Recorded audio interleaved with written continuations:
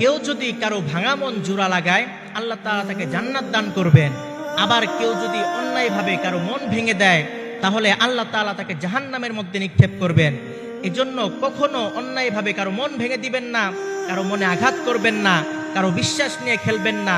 আল্লাহর হাবিব সাল্লাল্লাহু আলাইহি ওয়াসাল্লাম মিম্বারে দাঁড়িয়ে উঁচু আওয়াজে বললেন, হে লোক সকল, তোমরা মুসলিমদেরকে কষ্ট দিও না, তাদের দোষ অনুসন্ধান করো না, তাদেরকে লজ্জা দিও না।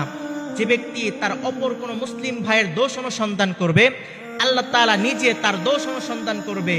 আর আল্লাহ তাআলা যার দোষ অনুসন্ধান করবে সে যদি ঘরের মধ্যেও লুকিয়ে থাকে এরপরও আল্লাহ তাআলা তাকে লাঞ্ছিত করে ছাড়বেন। এজন্য কখনো একে অপরের দোষ অনুসন্ধান করবেন না, একে অপরের সাথে বেঈমানি করবেন না, একে অপরের মনে আঘাত করবেন না। আঘাতপ্রাপ্ত মানুষ সব ভুলে গেলেও রব কিন্তু কিছুই ভুলেন না। বদদুয়া দেয়া লাগে না। আপনি অন্যকে অশান্তিতে রাখবেন, আল্লাহ তাআলা নিজেই আপনার মন থেকে শান্তি উঠিয়ে নেবেন।